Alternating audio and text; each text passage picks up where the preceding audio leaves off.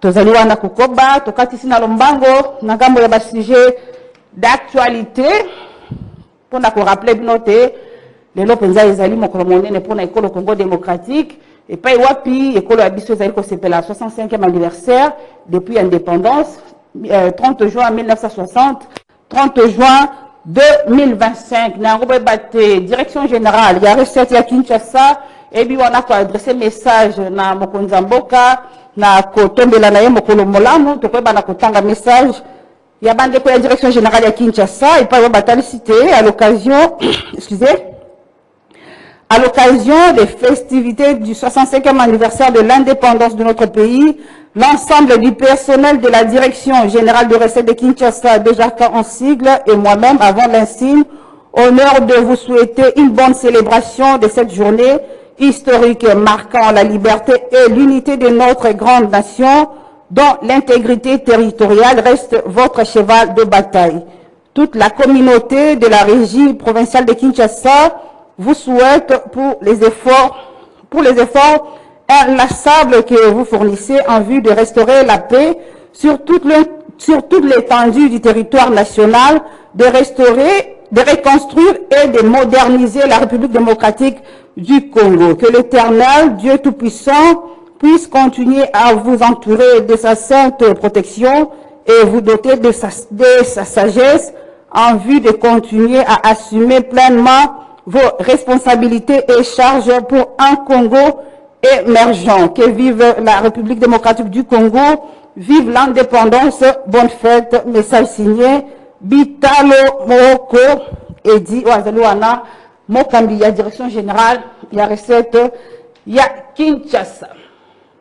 Actualité, les allées sous-dominées, l'accord de paix, qui signé, Mokola vendredi, 27 juin 2025 na ngambo ya Washington et pas wapi école Congo démocratique pe école Rwanda et baki wana kotia mokolo to na mokanda école ka kimia to pe ko kozongisa kimia na ngambo ya monyele mo école Congo démocratique wana to ko bana kolanda bilili ya ministre ya affaires étrangères mwana mboka Thérèse Kaikwamba denga silaki kozo maluba sima ya signature ya accord wana to landaye.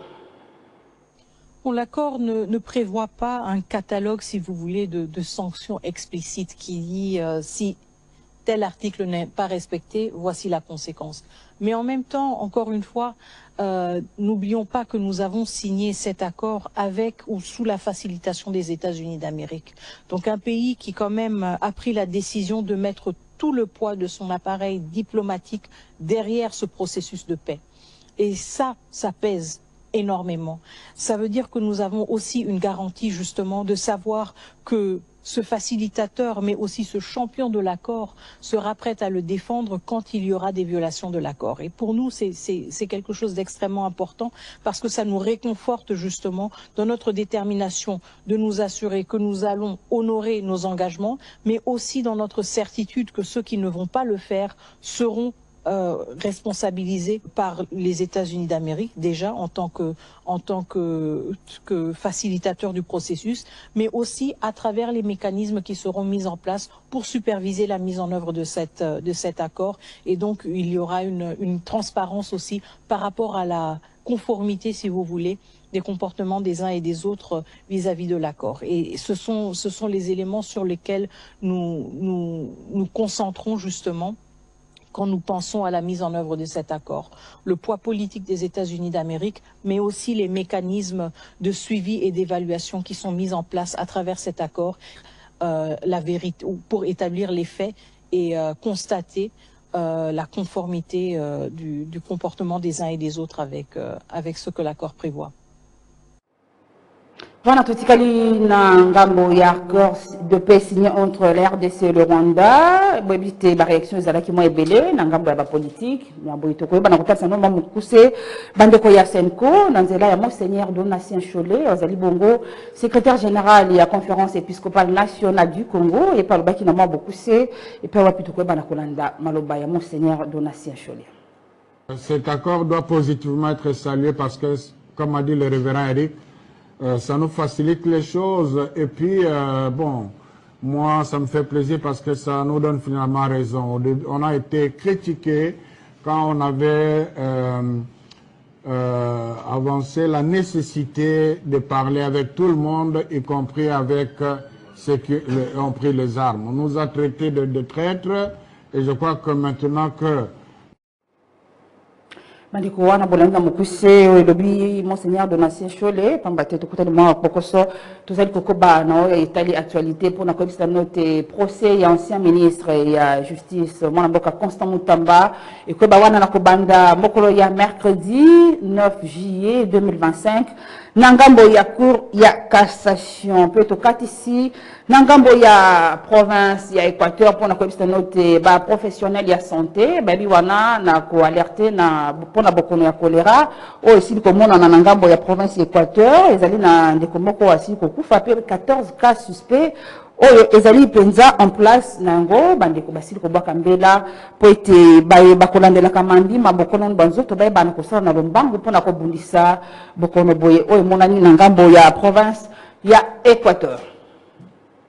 Masole ya mboka ya mokolo mwa lelo tozali kokoba na bino epai wapi tosiliko yamba mwana mboka Tubi Mwanza yenda zali mobianga na biso mokolo mwa lelo lundi 30 juin 2025 na noté Tubi Mwanza azali wana moko ya bankumu na kati ya mouvement de libération du Congo azali précisément moko pe ya ba communicateur na kati ya lingomba mwana mboka Jean-Pierre Bemba Gombo. Tubi Mwanza azali wana analyste politique, Tubi Mwanza azali psychologue, azali pe chercheur elongo na yende tokoyeba na kosola masolo ya mboka ya mokolo mwa lelo wana tokoyeba na koyamba mobianga na biso mwana mboka Tubi mbote mama journaliste pe to tombe na yo bonne fête de l'indépendance. Merci na zongi sur le plus matondi bonne fête à vous aussi tebe tezamba la noya yamba ko yandola na masolo ya mboka ezali ponja sengo makasi pona biso pamba te à chaque fois to benga kayo ozanga kate pona ko yanola pona ko partager na biso makambo maso mazali ko leka na kati ekolo Congo démocratique nango na biso so merci. Merci na yo ke lokolo Tubi Mwanza 65 ans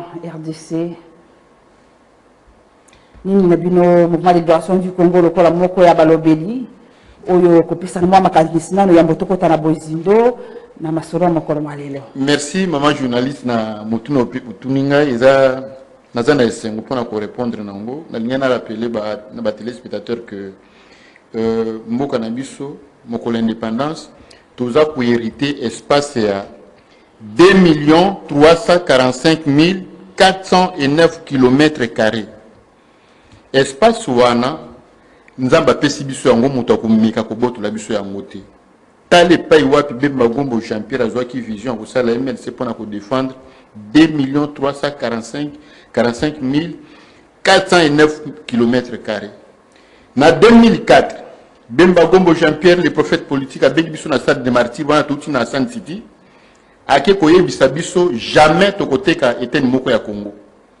Lelo 65 ans après banguna ya peuple o balingai ko tripoter ba centimètre ba millimètre frontière na biso lelo ba koyi makale kale nzokande Bemba Gombo Jean-Pierre l'aigle de la République a monaki mosika maman journaliste makambo Bemba Gombo Jean-Pierre a belela ki na 2004 l'autre en 2025 soki tokei presque 21 ans après pona kula ki saku MLC vision au Nzambi a pesaki na mosaka na Bemba Gombo Jean-Pierre bana kisa ba bengi le prophète politique l'aigle de la République ici aigle de la République po ya mona musika aza ko annoncer makambo yo ezoya na musika nde musala Bemba Gombo zo sala lelo to komi na point que mutu moko te omoni même Donald Trump à côté libiso alobi mutu na mutu ya nda kuna ye atete ni moko ya Congo donc Donald Trump a reprendre makambo Bemba Gombo alobaka na stade de Martyrs na 2004 jamais to côté que ni moko ya Congo donc eza esengo déjà pour na biso ba congolais ko garder espace ya mabele o tozui ko uta na conférence de Berlin en 1985 na 1885 pardon tilelo eza joie et puis na bongo MLC toza ko accompagner ba institution to buni tumba de sorte que ko uta na 1960 o eleka ki eleka et si ko biso MLC toye na à partir de 1998 biso MLC toye ko kuta mboka alambo ali to buni tumba Bemba Gombo Jean-Pierre bundi etumba etumba na ye ezalaki que maman journaliste tolongola Congo na maboko ya bamiyibi Congo ezonga ezwa molongo nde balobaka Congo ezonga na rai po etambola malamu il fallait na noto bunda po to doter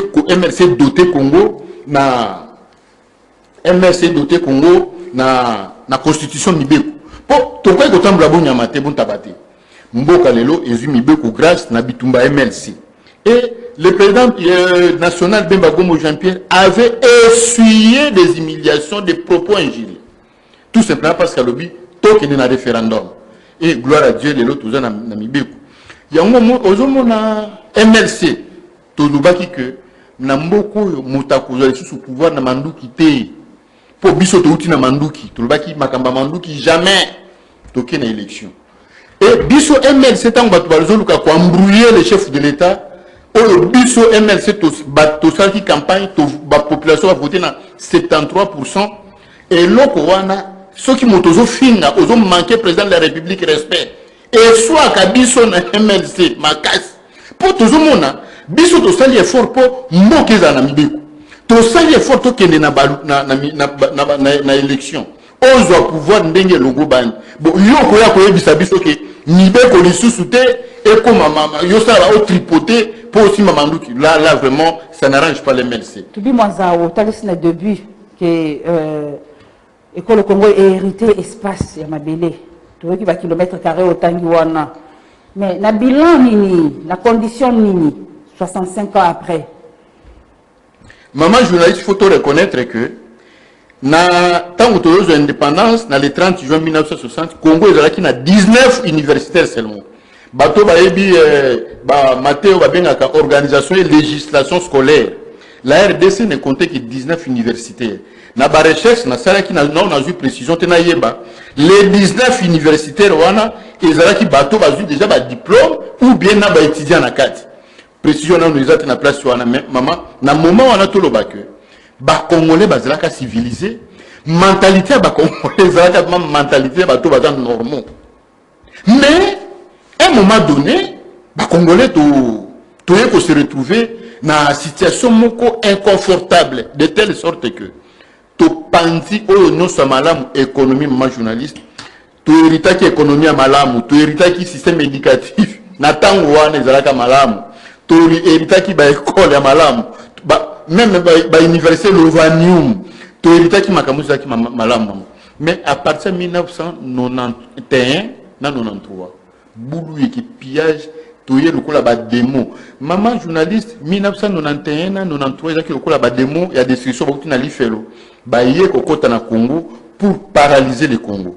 Alors tant que biso toujours penser que zala ki ba démo ba pillage on est occasionné na nini on est capable de rappeler ba mboka o ba kolando ba pillage eza ba erreur ya manque de maturité politique ya biso ba congolais parce que tant que maréchal Mobutu a libéré mboka na sur le plan démocratique un libéralisme politique.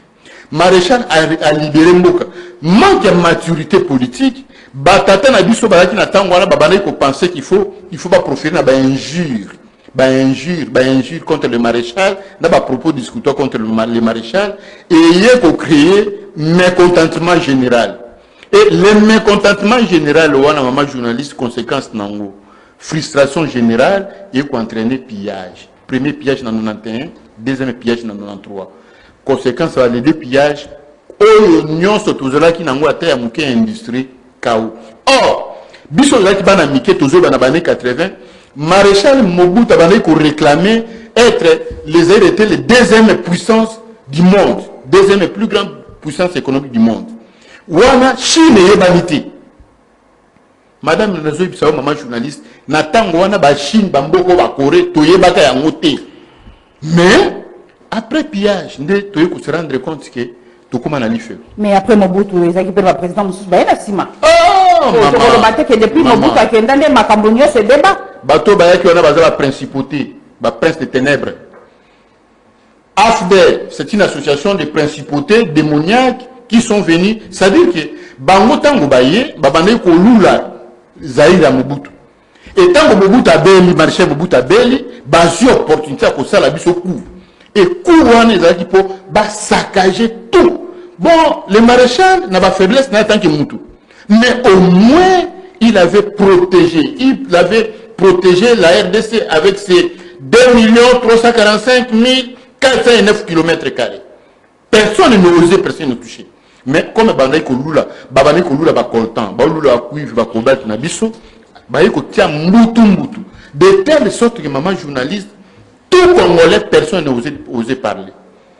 Grâce à la prise de conscience, grâce à l'effort, à réveil patriotique à Jean-Pierre Bemba. Au moins, Makambo y a réveil patriotique au Bemba, Bandango Lelote, Albanda Yamoukal, Mouli Monazama côté Atali. Oh, mais Banto yo, Bango Bazo, Baïko libéré Bissou.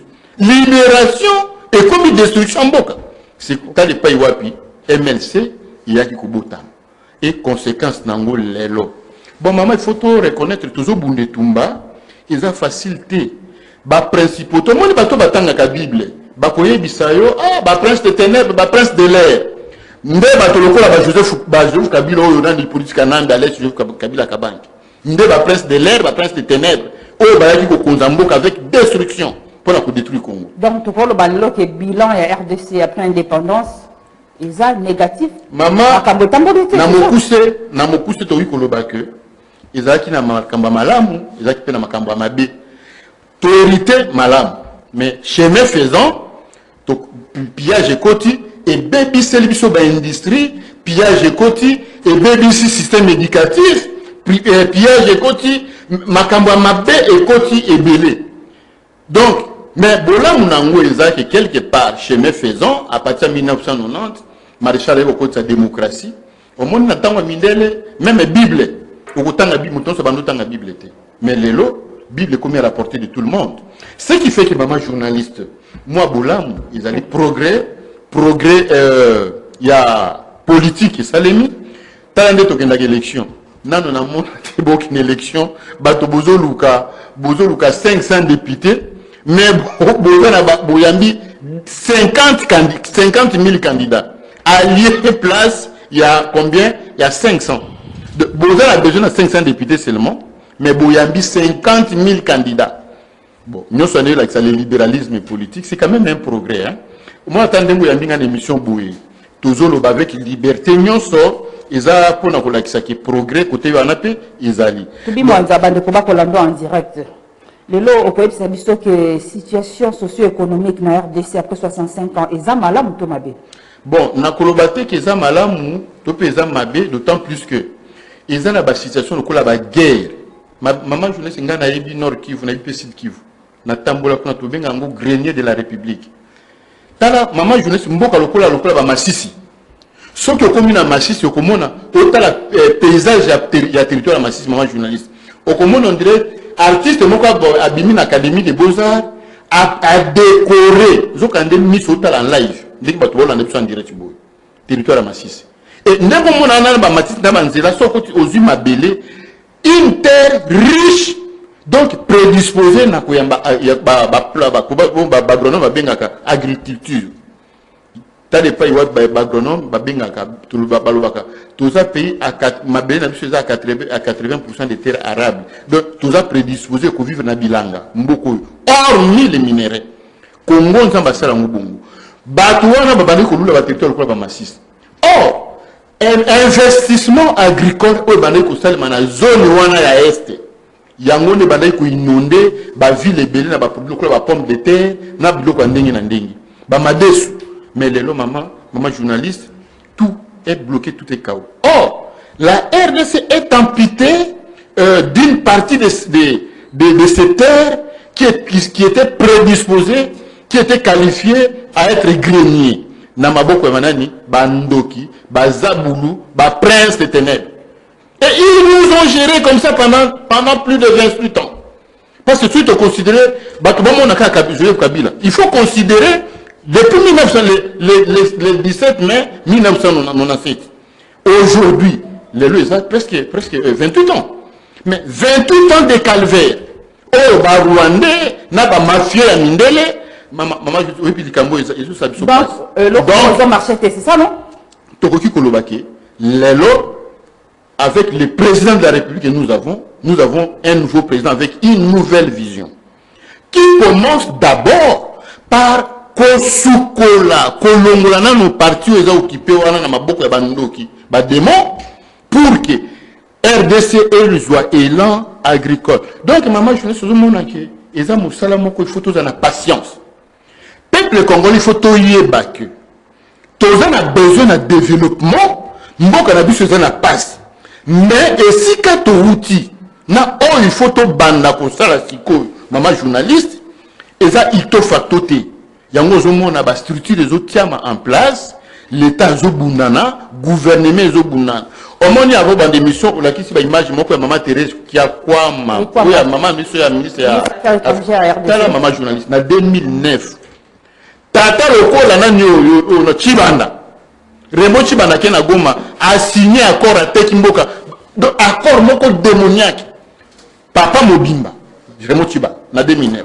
Mais tala mona mwasi maman, est-ce que la jeunesse nous allait bien? Est-ce qu'elle a 45 ans? Sauf à cause de à peine 40 ans. Mais tel mais tala tata mobimba loko la remote ban. Donc, on a biloko wana maman journaliste. Bon, et ça pour na kola ki sa que touti musika. Au moins les loba congolais ba pesa gouvernement na biso. Nzamba sali sibiso tozu tata mo conseil ekolo le président Félix azan de konabiso azan a souci mboka biso MLC to comprendre vision toujours soutenir yango to senga peuple congolais nyos to bi moi to soutenir le président de la République na vision na gouvernement ozali moko na kati ya secteur ya éducation bon on a angle éducation ko bisa biso ni maman merci 65 ans après na côté éducation il faut une mutation musclée et obligée donc système notre héritage qui il y a ba colonisateur ou ba français milai na école système wana ezalaki mabete mais au regard de la situation tous en Angola le na ndenge monde ekomi maman journaliste école il fait subir une mutation une modification na programme na yango maman journaliste so ok na école na ba classe lokola 5e na 6e primaire okuta bana waza kuna lokola ba génie lokola ba angelu parce que l'école a exaté c'est ça té na chance wana té yo kana maman bana na obenga bango les enfants au potentiel ba enfants au potentiel ba misu ba benga ba enfants surdoués maman ko banda 1990 lelo bano ba botami na mboko yo la lokola ba angelu lokola ba extraterrestre très intelligent. Ah, pour na anglais. Aucune question par rapport à l'éducation, maman. Oui, Bana wana baza très intelligent. Sauf qu'il y a ba école privée ou publique. Au coup ba génie, au coup ba enfant surdoué, ba enfant au potentiel. Qu'est-ce que l'État doit faire par rapport à bana wana? Madame Ningana a proposé à ba téléspectateurs que l'État va se mobiliser, le gouvernement à modifier le système d'enseignement primaire, c'est-à-dire il faut pas créer une école où ils ont préparé. Ils ont assuré préparation professionnelle. Il y a des enfants surdoués. Il y a des génies pour Baza. Pour Bango Wana, maman journaliste, tu as carté, tu as négligé. Bango Wana, il y a un domaine technique pour alimenter l'industrie à lobby dans la RDC. Or, maman, Biloko Wana, pour bosser là, il faut avoir des pieds sur terre. Alors, il faut travailler dans la espèce de Bisso. Pourquoi? Parce que Bisso, tu as un psychopédagogue. Tu as détecté déjà que, avec les enfants, au potentiel, bah, enfants surdoués, la RDC, des RDC 10 ans après, et qu'on s'est développé. Maman, je vais citer les comme sous les cas, la RDC, toujours pour évoluer en termes d'horizon. On m'a dit, document O, les documents CIA, sauter les horizons, le monde en contestation. N'est-ce pas qu'il y a les lots, bah, tu vas contester. Et bah, moi, quand ils ont rêvé founement, ils ont réfléchi en termes d'horizon. Au moins, ils ont horizon 2040. Et le gouvernement n'a pas de RDC, n'a ministère à plan, ils ont navigué dans l'horizon combien? Madame, au moins, ils ont 2025. On doit maintenant réfléchir, par exemple, par rapport à l'horizon 2045. Que deviendra la RDC après 20 ans? Après 2025, là, c'est 20 ans, ça dit, toujours déjà en 2045.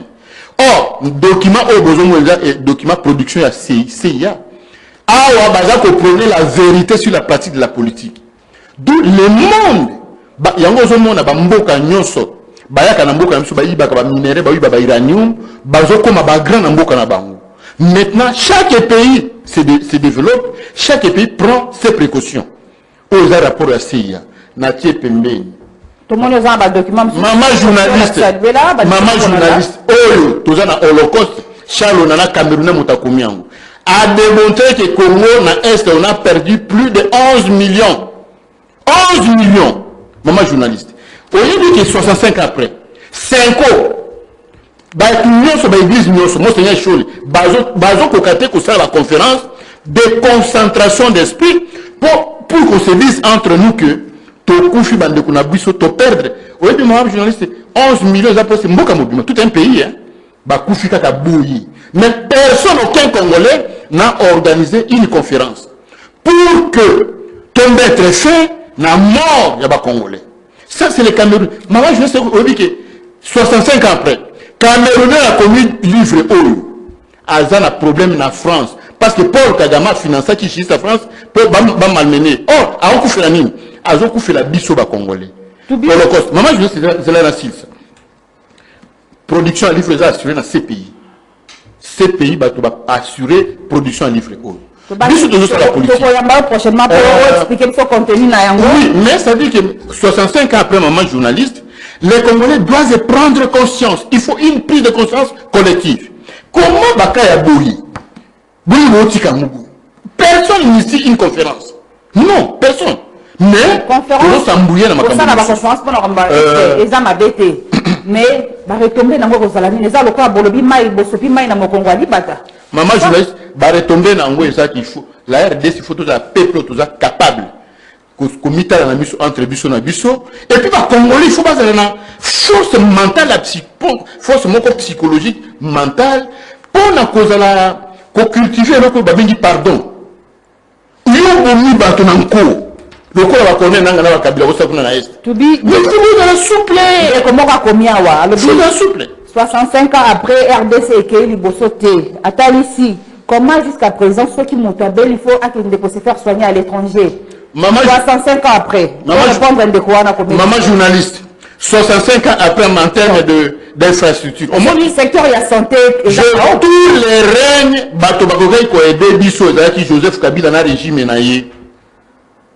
Nazalaki na ndeko moko tango ba kibe ba yaki ko sala ba prospection pour ba tonga hôpital du 50e où l'État a récupéré yango.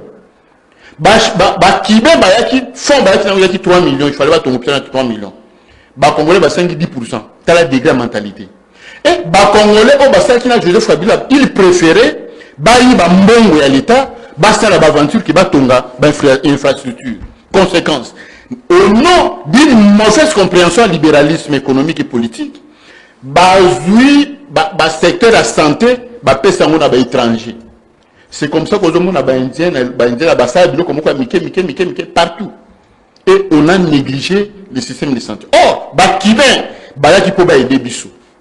Tant que Bakibé, peut aider Bissot, bon, Bakoudi Kabila dans le régime, il y a Bandoki, il y a Batomité Mamade, ils ont sacrifié le quoi pour baïbaïke basé à Bambongo na Bango qui ne se faire soigner mais le maman journaliste Nazaraki na Lubumbashi mais il faut mouna quelques structures au chef d'état qui n'a inauguré dernièrement même chez nous ici l'État a récupéré ce l'hôpital à 50e a renforcé na moni construction maman yemudé basay maman yem il faut l'État a la même mise en fait de quoi la maman journaliste a torté. C'est ça ce que je suis en train de dire. Il faut une prise de conscience. Entre-temps, maman journaliste, tous en direct, l'État a que dans l'école, dans l'université, nous avons des génies, maman journaliste, nous avons fréquenté l'université de Kinshasa. Génie, mais pour la prise en charge na bango, qu'est-ce qu'il faut l'État, maman journaliste, l'État congolais a obligé. Maman journaliste.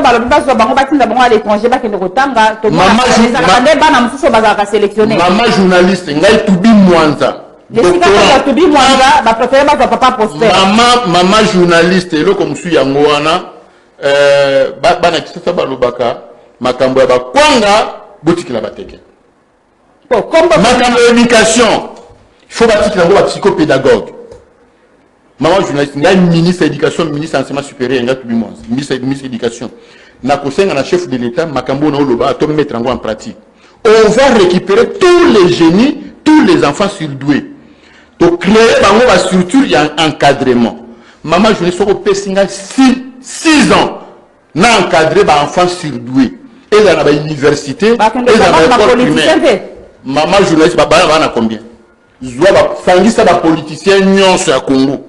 Aux Ubana na Bango. Baza combien? On a Congo, c'est comme un politicien. Maman journaliste, tu as Congo, tu as commis une estimation démographique, tu as commis presque 120 millions d'habitants, selon l'estimation démographique. Toujours la proposition, c'est-à-dire que maman journaliste, il faut créer. Congo et lobby, maman journaliste. Après 65 ans, l'élo, biso MLC, technicien MLC, ceux qui vont faire sur l'éducation, l'élo, donc on sait que 6 ans, 5 ou 6 ans. On est à lancer dans le gouvernement, tu peux bonner tout. Bon, il y a un problème, il y a technicité. Il y a un problème, au moins, ma journaliste, tant que vous avez maman, pour aux enfants, mon bout, tant que vous avez toujours le baquet, le Congo a des enfants surdoués. Dans l'école privée, il y a des enfants. On doit préparer le Congo de 10 ans après. 20 ans après. 2025, on doit préparer l'horizon 2045. 20 ans après. Mais avec ces enfants, la prise en charge technique, scientifique de ces enfants, maman journaliste, que ceux qui vont former 10 000 enfants surdoués. On s'imagine explosion, éclosion industrielle au Manamboka. Mais regardez, on ne fait pas attention.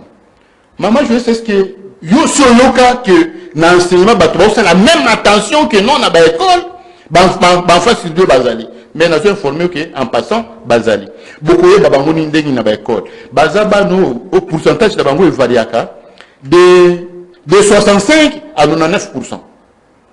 Bateau dans le domaine d'enseignement, fin de l'année,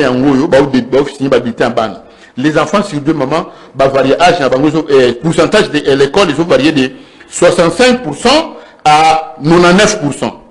On a génie, monde a génie. Bana wana baza na ba école primaire, secondaire, baza puis na ba université. C'est question à quoi ba localiser ba. Et tout, si le plan d'éducation, tout développer. Pourquoi? Parce que qui veut le développement de son pays, maman journaliste, assure l'éducation de son peuple, la formation de son peuple. Bozuba nawana, préparation professionnelle des enfants surdoués. C'est-à-dire que bolaki si bango misala technique, maman. Ceux qui m'ont bandi moukoye pour la moussala domaine moko à partir de 10 ans. Pour na ba classe on a 5e, 6e âge na bango ils ont varié de 10, 11 à 12 ans. Tu as comme à 20 ans, mais c'est un grand ingénieur, un grand technicien dans le domaine. C'est comme ça que Banina va raisonner. Maman journaliste, il faut comprendre que ceux qui vont passer moi, nous, il y a 10 ans. Tu as mon à 16 ans, 18 ans, maman journaliste. Mais c'est un génie, c'est un technicien, ingénieur, on va que vous voyez. Dans le domaine, mais malheureusement, bon, biso MLC te comprendre en gros. Mais, Makambo, pour ça, les mamans, ils faisaient mon MLC. Pour c'est là où ils ont une machine à réflexion, machine à développement, MLC. Tu dis, moi, j'ai commis, 30 juin 1960, Emery Patrice Lumumba, na ministre, la biso, Marie-Justin Bomboko, Baboudi pour que RDC soit indépendance. C'est comme si, quand on pendant, ils ont dit, si biso na liboulou à Mozindo, tu peux boni. Bandeko bani baïba, parce que les comme la biso déjà. Merci, Bandeko Bazokoma. Ils ont liboulou. Félicitations d'abord à papa Nabiso. Papa Nabiso, légué biso, comme moi, à Bomuto. Banyeka kolakisa biso ke bana na biso bino bokoya boye ba ke boza ba tout normal au même titre que ba peuple nyonso ya monde congolais au même titre qu'un américain et au même titre un grand merci toujours reconnaître il faut tout reconnaître na ba papa na biso valeur wana mais le problème est que biso bana maman journaliste ozo mo makambo na loba awo na uti ko développer bloc ya bana awo pour eza problème ya biso maintenant problème na biso siko eza c'est cette inconscience collective où il faut la mise au cours des mots. Naza psychologue, je suis en train de parler de l'inconscience collective. Tala, Congolais, azo préféré humilier le président de la République na yemoko akumisa Paul Kagame. Vraiment phénomène moko bizarre. Quand vous soutenez les étrangers comme ça, mais quand est-ce que maman journaliste au konzuata otonga au petit sa brique ou apporter brique na quatre édifices de développement dans la RDC. Des problèmes tous en ango maman journaliste. Mais ba papa na biso soki bisika bazali nzamba batra midi mona bango. En tout cas basala ki musala moko ils nous ont légué ba papa na biso batikeli biso 2 345 409 km². Tala biso bana na bango na buzo bana inconscient. Ba congolais bazo bénéficier na maman zela. Oyebi ke ba congolais baza originaire à Goma na Bukavu. Ce sont les premiers traîtres ya ko livrer mboka. Vu la Goma kulandeni na trahison non tala degré. Est-ce que un Américain peut trahir l'Amérique? Non. Maman journaliste. Impossible. Mais et ça les mandengeni ba congolais totiki bandeko nzelo batata na biso balumbu bana bakasavu et les autres ba Marie Justin Bomboko balaki sa biso tokoma boyendenge nini. C'est comme ça que c'est un message. Ba psychologue nyoso ba Hollanda. Il faut boyer ba que le pays a besoin de vous les psychologues. Parce que le comportement et la mentalité na biso ba congolais est un problème. Le Congo a besoin maintenant de psychologues. Bateau ba kuganga na télévision, kuganga na ba église. Ba congolais pour changer mentalité. Bon on s'abise na bino parce que le Congo doit avancer. Mais maman je dans bisayo bandeko bazo koma merci na vigilance na bango. Le Congo doit avancer tout le monde. Est-ce que le loko ko bisa biso bandeko ba kolanda après président Joseph Kasavubu est-ce que ça bateau isima bateau nyonso ba président so ba isima est-ce que ça na moto za ko incarner vision ya Patrice Lumumba? Oui, maman journaliste. Il y a eu cassure, il faut reconnaître. Après le départ de Maréchal Mobutu, il y a eu cassure. Maman, cassure à 31 blaguité. Cassure de la bonne gestion de la protection du pays pendant 28 ans, après ces 30 ans, il y a blaguité. C'est ce qu'on a subi avec Joseph Kabila et les gangsters ici. Et cassure, maman, ils ont blaguité. Mais gloire à Dieu parce qu'il est là. Nous avons un président, le président Félix, Nalipasa Bemba Gombo Jean-Pierre Dio wana le Dieu spirituel de la RDC. Moussa le Zosalema. Maman je suis en Bisayo. Tant que je maman na biso na affaires étrangères au Bundana na Rwandais na diplomatie. Et ça Moussa la moko zo la ki oui effectivement. Et là qu'on nous maman et bandaka ne bandeli maman journaliste. Bino boza ba maman boké sango. Tant que bozo loba makambo aboye population bazolanda. Ils na valeur makasi. Pour la collection, maman journaliste que, et donc c'est vrai qu'il faut prendre conscience que, il y a une cassure, mais les 30 juin, maman journaliste, le 65e anniversaire, ça dit, tant que Congolais n'y a ce bicycozali, tant que la mouka, le 1er juillet, tu continues le système asika. Donc, le 1er juillet, est à la date oyo, Congolais, il faut bouger positivement. Comportement na yo na cité na balabala et un comportement positif. Bon, on a pas consensus le bani. Ah mais oui, mais bandi na yo moko chef de l'État, il faut ça de monana. Il faut emboîter, pas un chef de l'État. Oyebi, n'a que cet exemple. Motoloko le prophète politique Bemba Gombo Jean-Pierre na campagne à patriotisme au sala. Mais maman journaliste, bino bo fani na bato lokola ba visionnaire ya mboka lokola ba Bemba Gombo Jean-Pierre o mokili mobimba bazolula. Mais bino boza ba inconscient, qu'est-ce qui se passe? Maman journaliste, est-ce que vous dites que dans d'autres chaînes, il y a des émissions télévisées qui sont en train d'être organisées, bato bazo critiquer accord au RDC signé à Rwanda. Donc pour l'indépendance, na moment où nécessité ça ma casse pour une prise de conscience parce que sans la prise de conscience maman journaliste, changement de mentalité coco tate. Bah politiciens, que les politiciens mettent d'abord le Congo, la RDC au centre. Tous un psychopédagogue moko abandonné que ça musane kulukawe kula babizé la bateau. Alors non pas encore former bana, il faut d'abord mettre l'enfant au centre, l'homme au centre. Pour une amie maman journaliste, comment qu'on développe ce qui l'homme congolais amitié na centre était comme Mutamalonga, comme moto qui a apporté un plus Namboka. En fait, maman journaliste, Le problème, c'est maman journaliste, le problème, ce n'est pas les politiciens. Le problème ici, en matière de l'éducation, du progrès de la République, c'est chacun de nous. Maman journaliste, est-ce que maman journaliste, mais si on makambo et éducation scientifique, nous avons démontré et sa contribution na mboka. C'est pour dire que makambo les gens trouvent quand même l'intérêt maman journaliste. Na mitu nos autres nanga, bato bazo féliciter en tout cas maman merci, na mitu nos autres na papa wa. Peut-être bato bazo apprécier pe biyano nazo pesa. Et chacun de nous doit apporter sa pierre de contribution na mboka na moment oyo. Bon, l'indépendance, ba politicien ba ninga pe ba discours. Nga politicien. Parce qu'on aime trop réfléchir quand on écrit, non, l'indépendance, oui. Mais lobby le 1er juillet, il faut une nouvelle page. On doit écrire une nouvelle page. Bon, en fait, maman journaliste, c'est ça les problèmes. Donc, il faut un changement technique, en tout, mentalité. Donc, les politiciens sont Hollande. Arrêtez avec les discours. Congo est venu quoi trop. Toujours souffrir pendant 30 ans. Mais aujourd'hui, nous avons perception Ngolou. Moi, je pense que maman journaliste, il est temps. Il est temps que on pense, on réfléchit autrement. On doit réfléchir autrement. Pour que merci. Merci Toubi Mwanza. Bande ko balandi masolo ya mboka to bandi bolandi.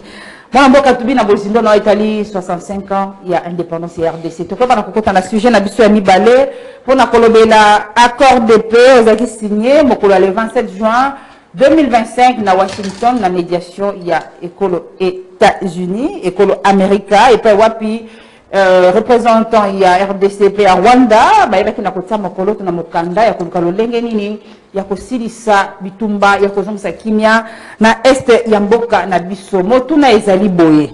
Nini ya motu ya ba Congolais bazela sima ya accord ya RDCP Rwanda. Toubi Mwanza to bandite Rolanda ki na Bozindo le lenge cérémonie elekaki kasi ngambo na bino mouvement de libération du Congo sima ya ko signer accord wana entre RDCP Rwanda boyamba ki yango boni toyambi accord wana yangala la parce que eloko ya liboso ya motuya mama journaliste ezali kimia la paix bande ko na biso ese ba souffrir trop goma wana mama journaliste bozo ke za lokola prison à ciel ouvert à la population congolaise va vivre na Goma o ba Rwandais batia bango Goma ville à Goma la prison pour na ba Congolais maman journaliste kimia yango no mona bato batanga ka Bible parce que ngai natanga ka maman journaliste ba livre nyonso natanga na ma akro na ba livre natangi livre ya ba biloko ya ba psychophilosophie des religions comparées na komi pe moi biloko kuna na za na livre mo natanga ko za spécial ba bengo Bible. Bible, c'est le livre le plus miraculeux, le plus lu du monde. Et dans le livre, mon côté, l'équipe Bible. Maman, je sais comment Mikuna, je vous donne ma paix, je vous laisse la paix. Cette paix que le monde ne peut vous donner. On comprend que Moutounio, ça a besoin de kimia. Maman, journaliste, attend de Mouyambinga, Soja na kimia. Ils ont ma belo salate. Tala, bateau, bakoufi 11 millions. C'est-à-dire un peuple qui vit n'a qu'à traumatisme. Maintenant, nous avons pas cette opportunité que peuple wana ezwa kimia. Maman journaliste qui met l'équipe à or, qui met l'équipe à diamant. Mais et le que tout dit ça d'accord est que Rwandais jusqu'à présent bazo reconnaître que bazo soutenir AFCM 23. Au cas où bazo continuer bitumba. Est-ce que accord on est cause un impact na maman journaliste ba congolais. Maman journaliste likambo ya kokamwa maman. Parce que Rwanda lobby a soutenir AFCM 23. Maman nangai, maman journaliste, zamba pambolona mutuna ba téléspectateur ba Hollande. Réponse est simple. Ba Rwanda bozo soutenir M23 na FSO qui a fait na ba fédération ni on a té. Bosco nengeni ni bo se retrouver sur na mesa moko bo signer accord. Et oyebi ki maman journaliste, oyebi ki ça même na ba congolais. Est-ce maman, oyebi ki mutuna tuni wana otuneli bato bosaka ba mission bato po ka jamana kabila bana ba soutenir kana musique tuni bosaka ba mission ba chaîne misusu ndo tuneli bango mutuna mama on dirait on yeba ki mutuna bango mama bon OK Rwanda owangana mais ce qui Rwanda owangana bon yo Rwanda okomi na mesa moko na ministre des affaires étrangères na ya biso bon komi na mesa moko devant Donald Trump ndenge nini N'est-ce pas? Parce que le Rwanda se reconnaît. Rwanda yebi maman. Ayebi katinaka 10 maman. Atinaka 10 000 militaires ba Cameroun sur mon état. Bon, nous yebi qui on a un problème kunate. Bon, on comme kunandeni. On s'est retrouvé qu'on yebi qui même les intellectuels congolais maman je ne sais pas comment il y a aucun mois. Les gens de Mokolombo quand tu qui ça 65e anniversaire d'âge. Or 65 ans de début sur tout coup la kaboué, so au 60 ans. Ils ont âge à top maturité. Top maturité, c'est-à-dire comme la troisième âge. Ou comme au Kenya, Tiliwa Kimobangi. Bible les fixé âge à 70 ans. Bon, Moutou comme il a 65 ans. RDC, ce qui est là, et comme il a 65 ans, donc il a 70 ans, il fait RDC coup. Bon, Gouti, tala. À cela, les Congolais, pour comprendre l'angouti. Ça veut dire qu'effectivement, le fait que Rwanda a signé Nabiso accord Rwanda maman, Rwanda a mis pieds et mains liés. C'est-à-dire qu'à Rwanda, la question est que oui, nous avons soutenu M23, c'est moi, qu'on est dans la Kabila, nous avons signé accord de paix. Bato nous sommes comprendre que on signé l'accord de paix économique dans Rwanda. Bilo qu'on a pas s'embrouiller maman journaliste. Tala, Rwanda voisin. Donc kabila comment gaz méthane na la Kivu. Na comment na visiter on na la Kivu. Moi je faut comprendre que tant on a zoloba, biso mais si tout avec des preuves. On discute avec des preuves et on annonce des histoires avec des preuves. Baza ba voisin na biso. Sur le plan sécuritaire, Rwanda bazo obligé sikasiko yo ndeto ya minga boye bazo obligé babima sikasiko pour raison exacte. Maman je aux Hollande. C'est que na milieu et là comme monsieur Zakuna à part sécurité. Peuple congolais déjà est à victoire à justice sur le plan international. Maman journaliste. Victoire et justice. Justice internationale, maman. C'est 65 ans après. RDC fait dépendre car n'a pas accord, n'a pas médiation. Maman journaliste, n'a pas koye bisayo. RDC tout traversé qui zone à turbulence pendant 30 ans. Il faut le car d'accord. Ça veut dire que ba miyibi ba bloquer mboka. Ba imposer biso tala mindele ba belge, na parlement belge na européen, ba mindele yoka mindele. Yoka François Mindele. On a tué Laurent Désiré Kabila ici, on a pris des décisions pour tuer Laurent Désiré Kabila, Yoka François Mindele. On est allé chercher Joseph Kabila, un sujet rwandais. On a Congolais Moutalobi Moté. Botuna, Mindele na parlement na bango, européen na belge. On est allé chercher Joseph Kabila. Ils sont venus avec Joseph Kabila ici. Question, Banan Bakene Goulouba Joseph Kabila. Yoka maman, Bakene Kozwaye, Azaraki Wapi. C'est comme ça que tous ces troubadours gangsters.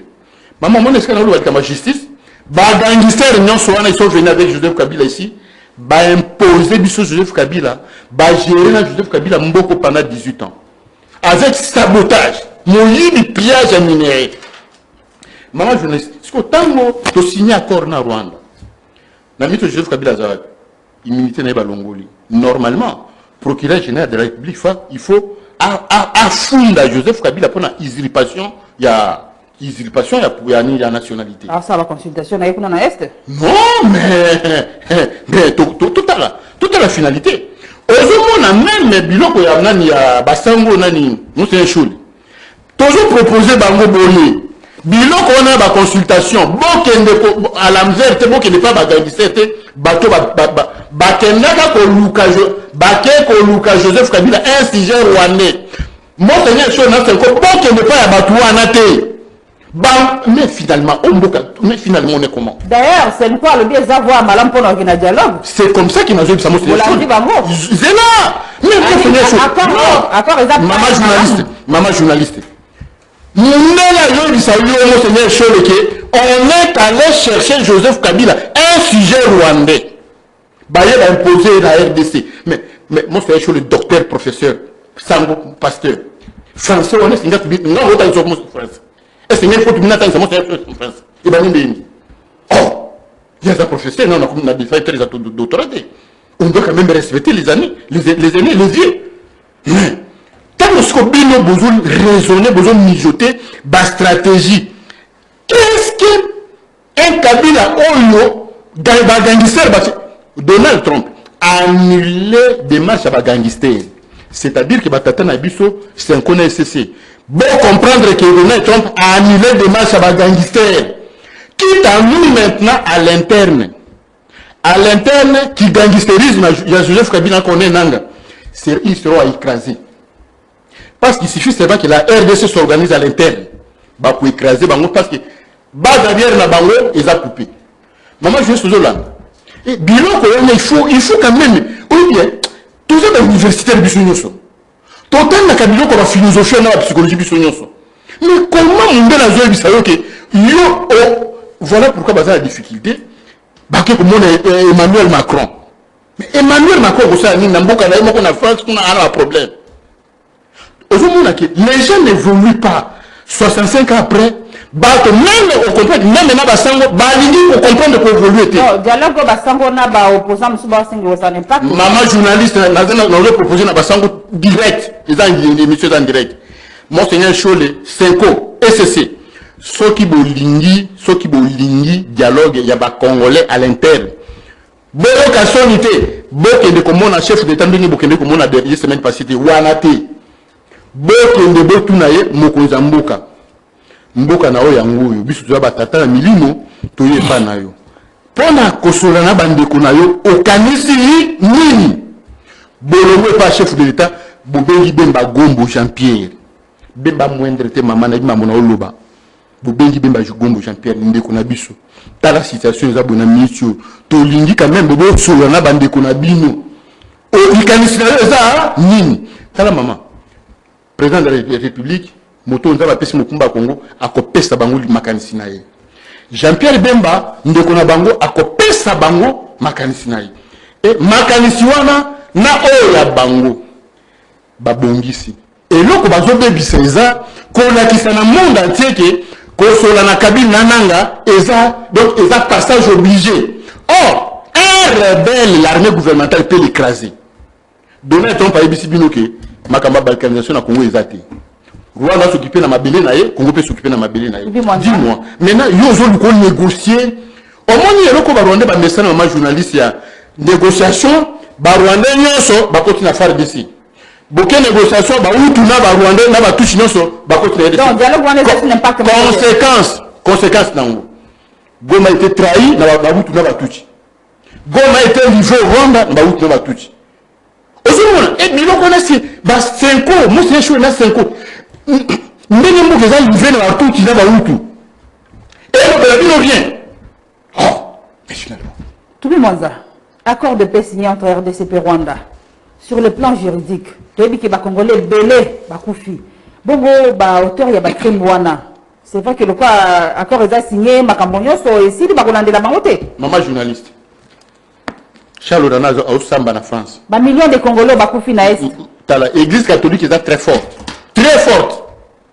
C'était l'occasion pour que l'église défende la RDC, défende la mort. C'était le moment ou bien ceux qui va sango na biso ko la show la sango à Rwanda. Hein? Balinga ki ba tiena ngo makele. Tala Paul Kagame a monté coup na Rwanda bomi Abiyarimana a entraîné génocide. Mais ba sango à Rwanda ba balusi génocide comme yo ba utunde ba bomaki ba tuti.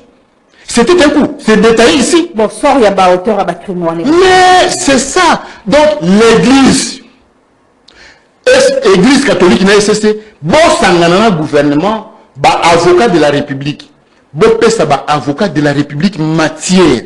Ba même na parquet général ya parquet ya général ya ONU. ONU a un parquet général na ye, a sa nation.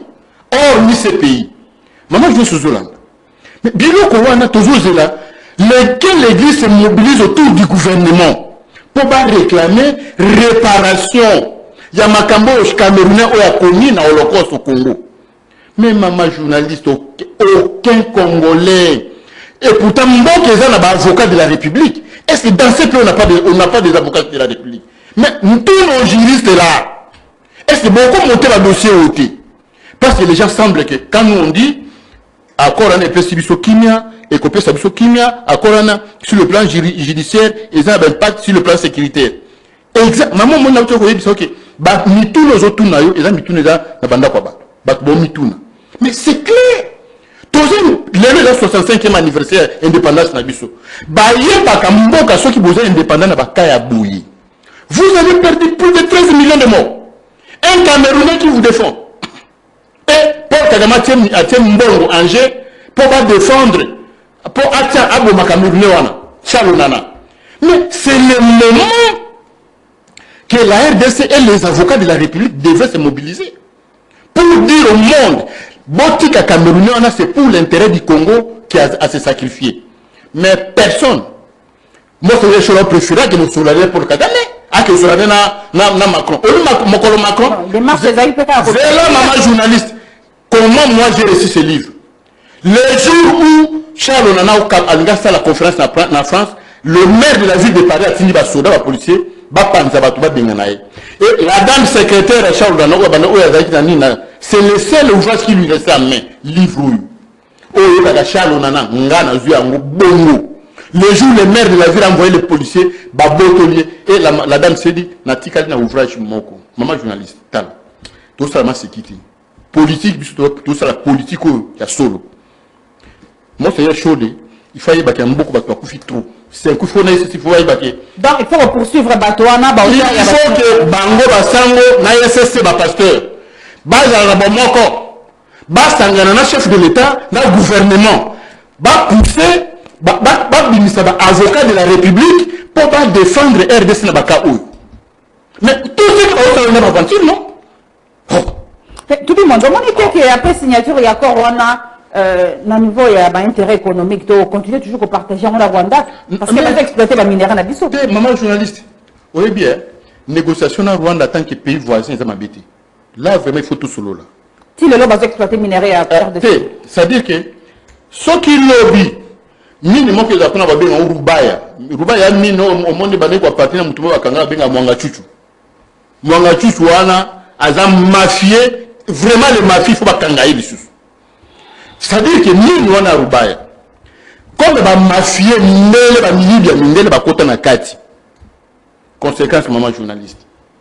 Baya, basala tout. Et c'est aussi une manière à confondre, une porte de fondre, pour pas bima na makambo na biso. Vous assure tout le monde.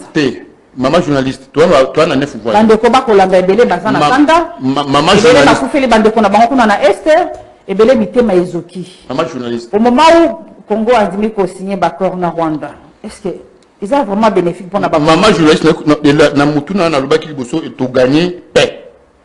Bana goma na Bukavu baza la calme calme. Maman journaliste na zo to gagner paix. Calamité. To gagner sécurité. Justice. Au moins le ko to évoquer la justice à makamba chale na polo. Sécurité, calamité. Biloko d'ailleurs na informé que Rwanda déjà bandi ko bien. Bande ko baza la calme. Et là, ce que tu as maman journaliste, journée à l'élection historique. C'est une journée où maman journaliste, nous avons mis la bouille. Au lieu de battre, maman journaliste, battre va silica contre le gouvernement, va silica contre le président de la République, battre maman journaliste, va silicater. Par contre, battre va conjuguer les efforts. On doit maintenant conjuguer les efforts maman journaliste pour que tous aient un bon moko. C'est le moment. Et là, sur Makambako Fignate, Makambako Wela, mais c'est ce qu'a dit le prophète politique de Mbagombo Jean-Pierre. Alors, on a quitté dernièrement, on attend aussi la campagne éveil patriotique. Mais, Mboka, ceux qui posent un problème, Nyoka Kweli Bino Nanda, maman, toute la famille, Nyoka Kweli Biso. Mais il faut tout Tikanano Kobomana. Pour Nyoka Wana, on ne sait jamais, soit on soit Nani, Zene soit Finani, Nana Okufa. Vous connaissez pour perdre un membre de la famille. Mais, Boyokani, Bobomina no Nyoka. Tant que Bobomina Nyoka, c'est alors que les restes, voilà le comportement de journaliste. Le comportement attendu, il y a des Congolais, dans le journal Lelo Indépendance, le comportement attendu, il y a des Congolais, maman journaliste, ils disent que tout le monde est biso na biso. Ba parti politique, ba biso ba opposition. Au conseil de l'opposition pendant qu'il y a un problème. Voilà pourquoi, nous avons félicité en passant, nous avons félicité Koulout Nanga Fayou.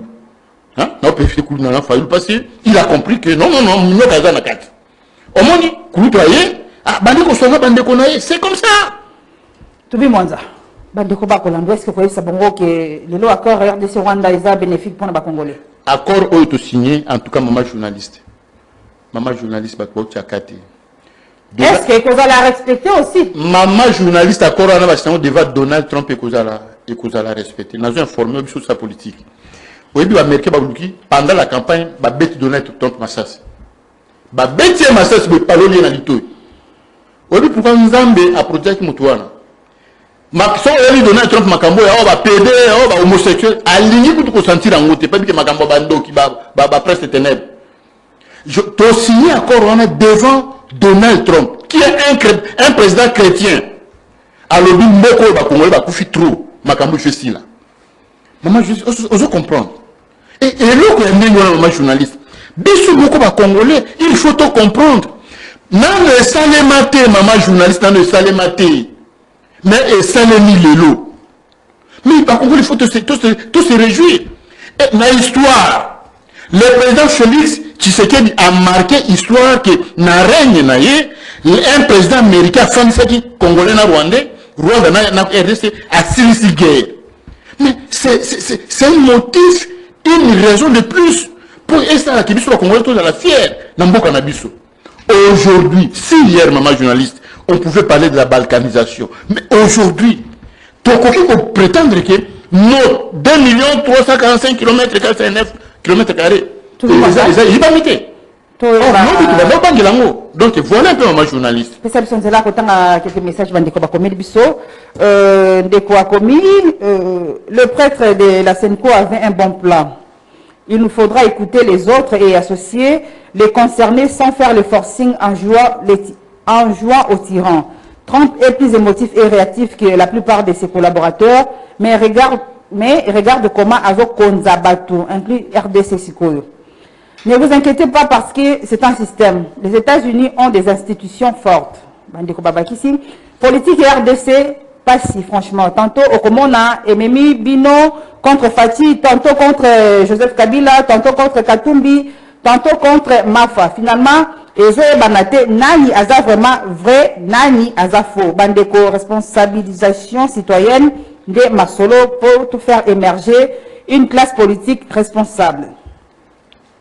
De comme ici, tant qu'on n'aura pas une armée capable de dissuader nos voisins, nous irons de l'accord en accord tout en comptant nos morts et en accusant les autres en train de soutenir ceux qui se rebellent contre les dirigeants que nous qualifions d'élus. C'est le nom de Trump qui fait penser que tout est réglé après la signature de cet accord qui accuse de soutenir le M23 et le Ouazalendo et trouve légitime les sanctions de Rwandais sur notre sol. Le temps fera son boulot comme d'habitude. On aura demain si c'était un bon accord pour le Congo. De commencer à Bakissi, Mawa, responsabilisation citoyenne à Sengiango. Les Américains n'ont jamais eu un ami permanent ou un ennemi permanent, sauf des intérêts permanents. Pour preuve, ce qu'ils voulaient avant comme maintenant, ce sont nos minéraux.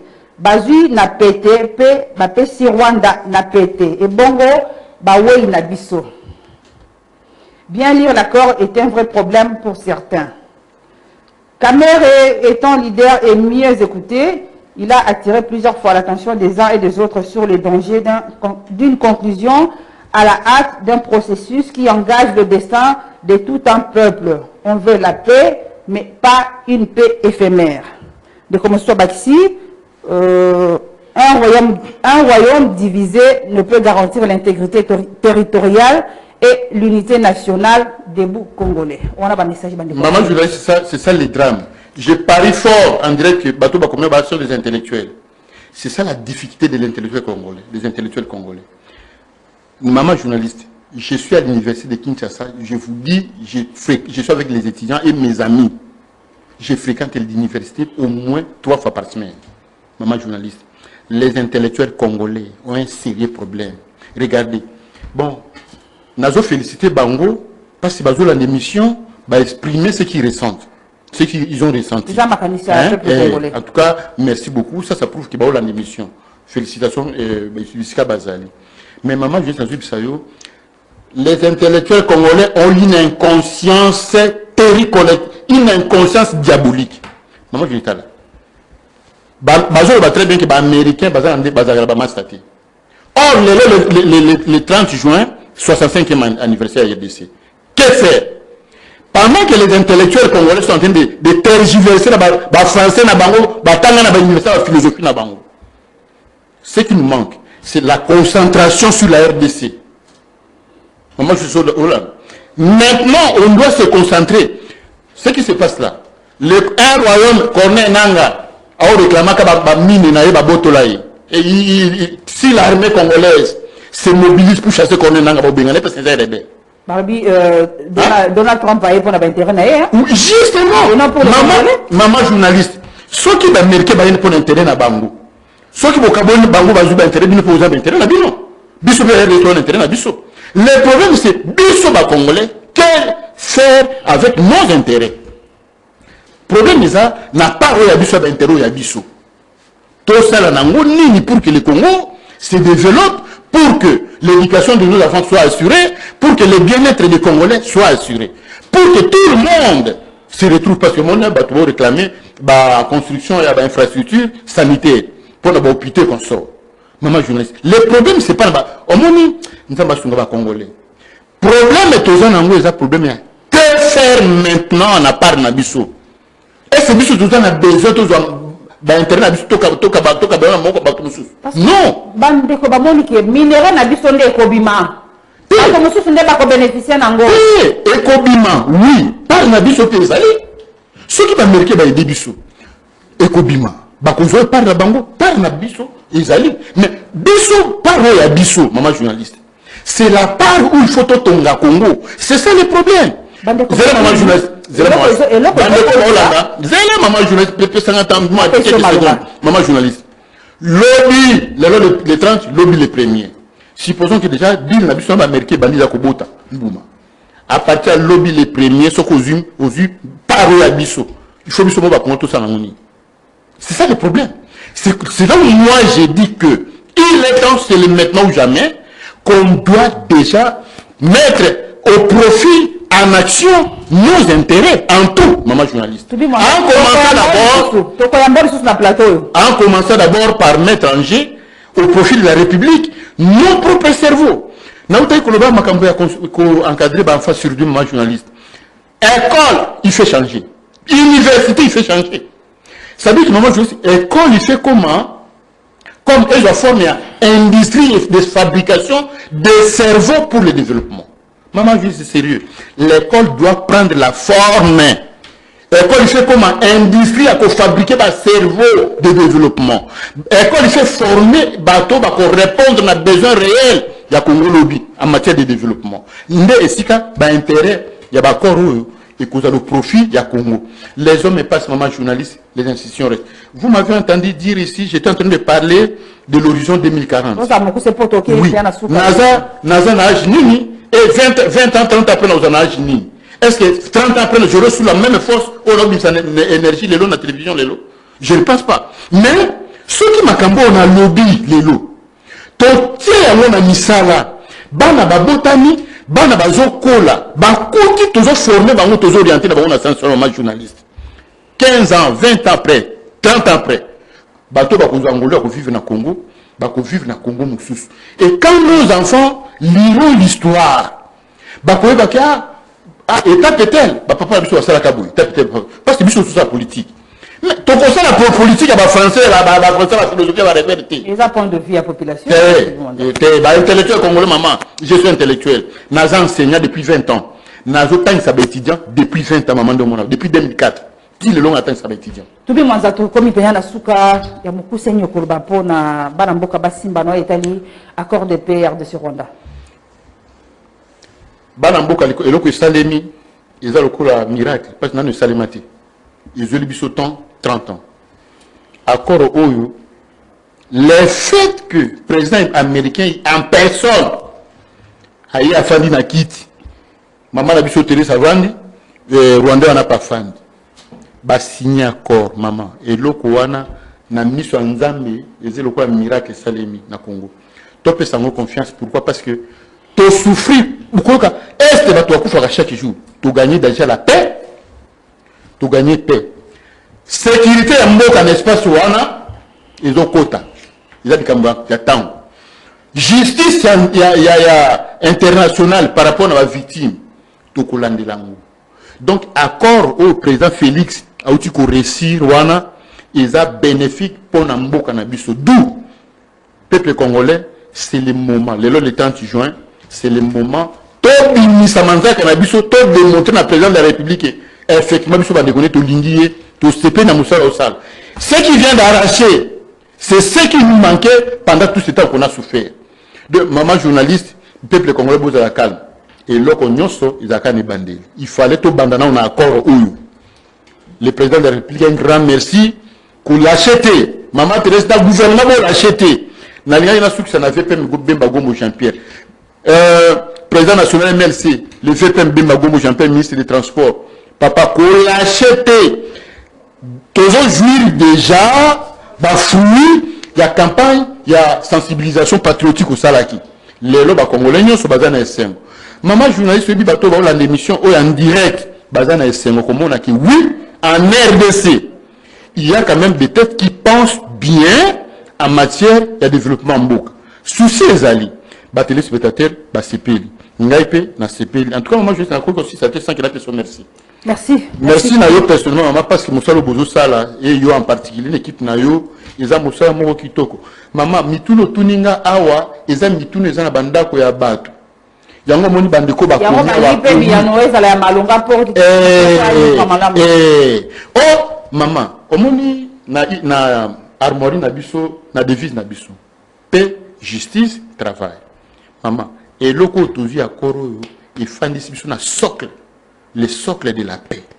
Donc c'est ce qui nous manquait.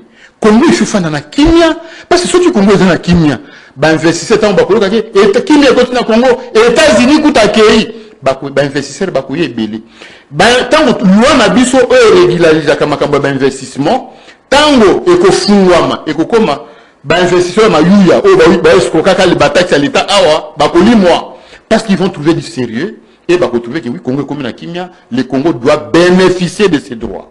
Voilà pourquoi en tout cas, on peut considérer les 30 juin d'aujourd'hui, maman journaliste, ils ont 30 juin à fondement à Sika.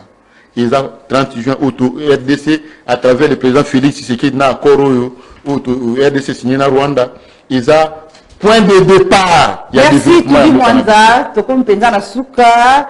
Tous allez profiter à travers Masolo Mboka pour annoncer na bande konyoso oh bazana bamituka moratoire vice-premier ministre à transport après ça qui est sous qui lelo tu es contrôle les autres banda pour na kabotali permis de conduire donc oh azana ngote mois de juillet ezali contrôle oh ezako banda oh azana ngote test théorie pratique ezako na ba centre bokende bozwa ba permis de conduire na bino oh toloba kité tolobi déjà merci na bino baso bolanda ki Masolo Mboka to maki pona bino mwana Mboka Tubi Mwanza wazali moko ya ba communicateur ya Mouvement de Libération du Congo azali analyste politique azali psychologue pe azali wana chercheur de Kotobi to pesi merci maki ko yanola moko ya lelo na Masolo ya Mboka botondi na bino baso bolanda ki biso merci na bande ko basonga ki biso na ngambo ya technique wana toza komona Rodrigue Kikunzu, to kobi lisusu na kotombela na yo joyeux anniversaire pebete après awa ekozala penza yo mbepa bate social télévision na anniversaire penza ezalaka fin merci bandeko balandi ngai na bino tokutani mokolo ya lobi bozali koya botikala malamu to bosante papa Prosper esika azali merci na bino bonso